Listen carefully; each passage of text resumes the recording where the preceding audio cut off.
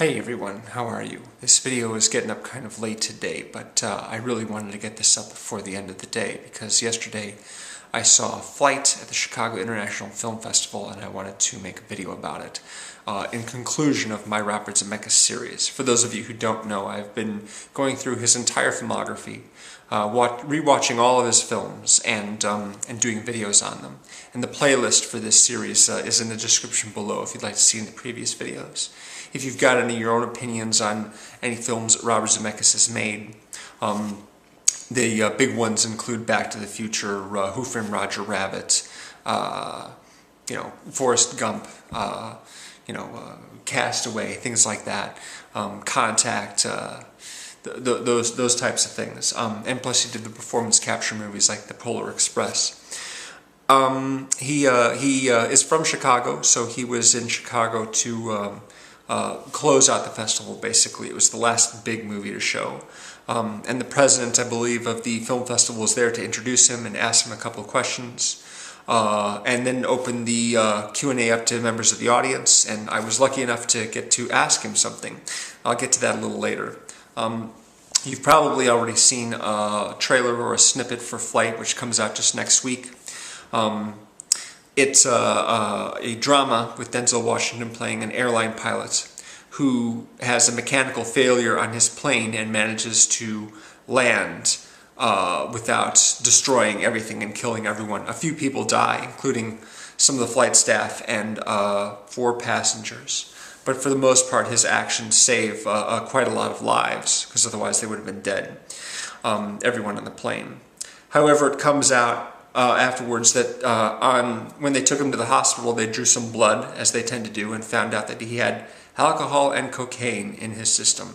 And this comes at no surprise when you watch the movie, because in the very first scene he's hanging out with one of the flight attendants who he's been seeing off work hours, and their hotel room is full of empty bottles of booze and cocaine sitting around on the dresser and what have you, before they go to work that day to fly a bunch of passengers.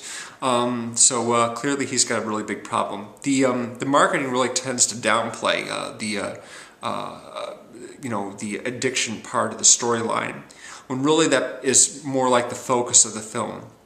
I noticed that the trailer sort of cuts back and forth between what happens after the crash involving his legal problems and the investigation and the crash itself, but that's not how the film is structured. The entire crash sequence is depicted in one go, chronologically, right at the beginning, rather than flashing back to it repeatedly. They just show the whole crash sequence right up front, and then deal with the aftermath afterwards.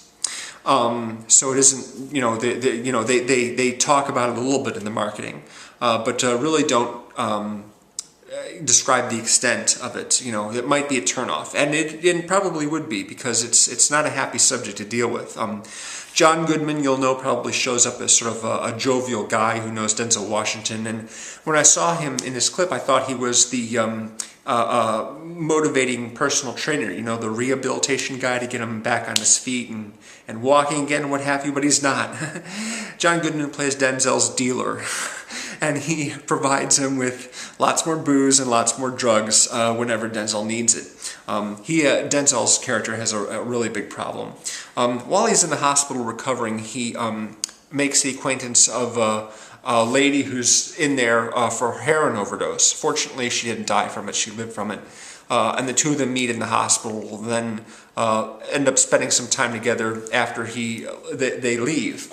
She's played by Kelly Reilly. She's an English actress who was in Eden Lake with Michael Fassbender, and also, if I'm not mistaken, plays Jude Law's Lady Love in the Sherlock Holmes movies. So she has her stuff that she's dealing with, and she's thinking about, quitting drinking and drugs altogether after the scare that she's had. And Denzel wants to do that as well. At least at times he does. After the crash, he goes hiding out in his cabin. He's getting away from the media, and he dumps out all the liquor that he has and all the drugs that he has. But then he'll have a setback, and he'll be just right back in trouble again. Buying up all the vodka and cases of Budweiser that he can, and just chugging it all as he's driving around. He doesn't really give himself a break, and There are points in the movie where you feel he's hopeful. He's hopeful that he's managed to stop for a while. But people ask him, "Do you want to go into a program?" He's like, "No, I don't need to. I can quit it on my own." And that's fairly common, I understand, among addicts. You know, they want to try and do it for themselves and don't want to make a big deal out of it, and don't think that it's a big deal, but they end up, you know, falling off the wagon repeatedly without help, without support. Bruce Greenwood is also in the movie. He plays a longtime friend of Denzel's who works for the union, the pilots union. And Don Cheadle is an attorney who's trying to do whatever he can in order to get Denzel out of trouble because a couple of passengers died and flight attendants died on the airline. If it comes out that Denzel's in any way liable for this because of his intoxication on the flight, he could be charged with manslaughter, end up going to jail possibly for life, because that's 6 lives that were lost right there. Of course, because of his actions, he managed to save most of the people on the plane, including himself, but you know, his heroism could be invalidated because of that. Also, who else? Those are the main characters. He's got a wife and a son who don't want to see him because of his drinking problem. And this woman that he meets in the hospital, she's encouraging him to quit and trying to encourage him to recognize that he has a problem. And he doesn't want to do it. You know, he just wants to escape from everything. And that's a common thing. A funny coincidence, I happened to actually see yesterday another movie earlier in the day which is about this very same subject. It's called Smashed. And it stars Mary Elizabeth Winstead as an alcoholic school teacher. She teaches like 1st grade or 2nd grade. And she is dealing with trying to quit, trying to get off booze. But her husband doesn't want to quit. He still wants to keep on drinking and partying, and that makes it very, very tough on her. The issues that they're dealing with a lot is the same. They're trying to recognize they have a problem. They're trying to go sober for extended periods of time. They experience setbacks. They fall off the wagon, etc. But the difference between them, of course, is that Smashed, being a very low-budget film, is dealing only with the people who Mary Elizabeth Winstead knows, her mother, her husband, her friends, the people she works with, the people in the group that she starts attending, whereas Denzel has media people breathing down his neck and lawyers and all kinds of jazz, so it's a much more large-scale version of the exact same problem. There's a very, very suspenseful sequence. He's called to give testimony at a hearing regarding the crash, and his friends really want him to you know, perform well at this and not to, you know, drink and what have you. So they stash him away where he can, you know, stay away from booze for several days, and he manages to be, you know, sober up and stay clean and not drink at all. And then they put him in a hotel room where the convention is the hearing's supposed to take place. And they put a guy outside his door who's not going to let anyone in and is not going to let Denzel walk out and go to the restaurant or bar or whatever and start drinking again. So Denzel's alone in his hotel room. And he checks the fridge and he sees that it's been cleared out of booze and all there is this Coca-Cola and juice and water and what have you. So he's like, okay, yeah, no booze anywhere inside. I guess I'm good. And then in the middle of the night, he hears this, what sounds like a knocking somewhere. Is it on the wall? Is it in the door? Is it in the window? What's going on here? So he gets up, it's like 2 in the morning, wanders around, and then he notices that there's a doorway leading to the adjoining hotel room, and the doorway is not locked properly. Now the guy outside the door doesn't know this. No one realizes that the other hotel room is accessible to Denzel, and of course they didn't clear out the refrigerator in that one. So once he opens that door, I just knew there was going to be trouble there. He's going to find the fridge, he's going to see all the booze and wine and hard liquor in the fridge, and he's going to be tempted to start drinking all over again. So that's a very, very, very suspenseful scene. Just as suspenseful as the plane crash, actually, which, by the way, is an incredible sequence that's just as good, if not better, than the plane crash in Castaway, which Zemeckis also directed. Really, really good sequences there. Now, if I have a complaint about this movie, it's the soundtrack.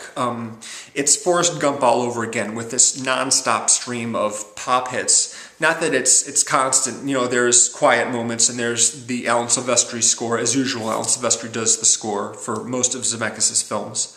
Yeah, these upbeat, you know, top 40 pop hits from, you know, the 70s or whatever, you know, just sort of really don't go with the tone of the film all that well, because the tone of the film is very serious. It's actually quite grim at times. All the acting is really good. John Goodman, he's really, really funny. Yeah, and the photography is really nice. And the question that I managed to ask Zemeckis was that since Castaway came out, and in the intervening time he's been busying himself with performance capture, but with live action films there tends to be a lot more handheld camera work, a lot more of that pseudo-documentary style that makes things look more spontaneous. And I was wondering if he ever kind of changes up his style at all. And he said that he tried to vary some shots when Denzel's intoxicated, a little bit more wobbly, a little more handheld at that point. And I didn't really notice it. It was subliminal enough that I didn't really notice that was happening, so good on him for that. He mentioned at the beginning of the Q&A that Denzel was already interested in appearing in the movie before Zemeckis got interested in it. This happens sometimes, like an actor will look at a script and say this is good and develop and then find a director. So when Zemeckis was shown the script, he really liked it, and Denzel was already attached to it, so they were going to work together, pretty much no matter what. And some people in the audience were asking him questions, and they seemed to forget all about this. They were like, so, how did you cast Denzel? And if Denzel didn't want to do it, who would you have gotten instead? And it's just like, hello, weren't you listening? Denzel was already going to do the movie when Zemeckis, got hired to do it, They asked about, some other stuff.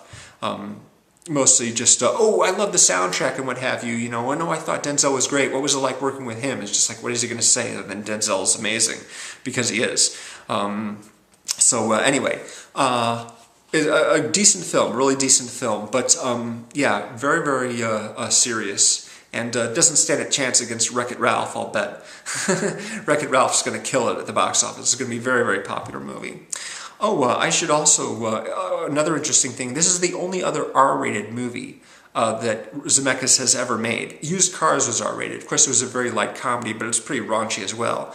This movie has tons of drug use and sex and nudity and lots of bad language. It's very, very unusual for Zemeckis, and it's a real change of pace for him in terms of subject matter. Not so much in tone. In tone, I would match it with Contact. Contact is, on the whole, pretty serious film with some humor in it, and this maybe has more humor in it, but it's still very serious subject matter overall, and more mature, and it's just more of an adult movie than as usual for him. He tends to stay within the PG-13 realms. So yeah, it was great seeing him, getting to hear him talk about everything like that. And now my Zemeckis series has come to an end. This is the last one. I'm glad I got to see this early and give you guys an early, somewhat early review of the film. So yeah, I would think that it would be good for you to check out if that's the kind of thing that you're interested in.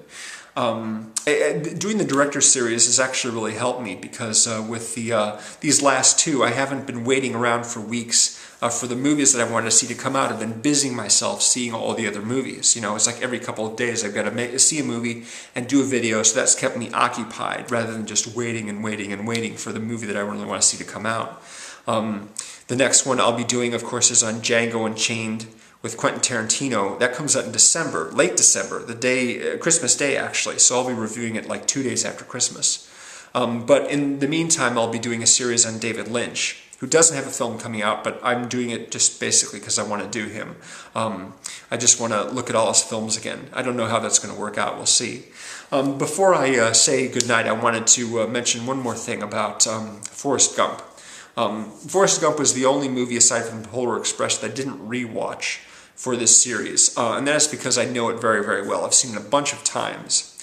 And one thing that I didn't mention in my Forrest Gump review from earlier is how people were comparing it to Pulp Fiction, and how those were generally regarded to be the two best movies of the year, at least the most talked about movies of the year, and how Pulp Fiction was superior, and how Quentin Tarantino should have gotten the Oscar and everything like that, and that he was robbed, and that Zemeckis, But the thing that I've noticed about both of those movies is that they're very, very different from each other. Pulp Fiction is a movie that's been widely imitated. When Pulp Fiction was very popular, a lot of people started making movies that were like Pulp Fiction. But Forrest Gump really doesn't have imitators. There aren't a whole lot of people trying to do their own sort of Forrest Gump ripoff. Plenty of people have made parodies of Forrest Gump, but no one's tried to replicate that in a serious way, in a way that might be successful or something that people would take seriously. And I think one of the reasons for that is because of the story, which is not objective based. Even Pulp Fiction with its unconventional structure, and a lot of movies like Cloud Atlas that just came out today, people are talking about how unconventional its structure is, so different and new. But if you look at the individual stories themselves, because these are movies that are made up of individual stories, they're very conventional. They have a setup, they have a conflict, that has to be resolved, some objective has to be achieved, and in the end, either it's achieved or it's not. So Pulp Fiction, despite the fact that it has a screwy timeline and has three or four different storylines going on, it's still relatively normal, whereas Forrest Gump does not have an objective like that. It's basically this whole guy's life, or at least a very, very large chunk of it, and all these events and how they play out, but never with any sort of particular goal in mind. You could say that, winning Jenny's heart is a goal of sorts, but not the kind of goal that could actually be measured in any way. And it isn't like, they end up happy together. I don't want to say too much if you haven't seen the movie, but if you haven't seen the movie, why not? It's fantastic. It's one of Zemeckis' very, very best. And the fact that it is so unusual makes it something that I admire more, because the common wisdom is that movies don't work that way. Biopics maybe sometimes work like that. Citizen Kane may be a bit like that. But as far as a movie that's just basically about a guy's life and doesn't have some sort of clear objective to be achieved in order for the movie to end a certain way, is very, very unusual. And that's what makes it unique, in addition to all the other things that are excellent about it. Make it, one of my favorite movies ever. So, my Zemeckis series is over now.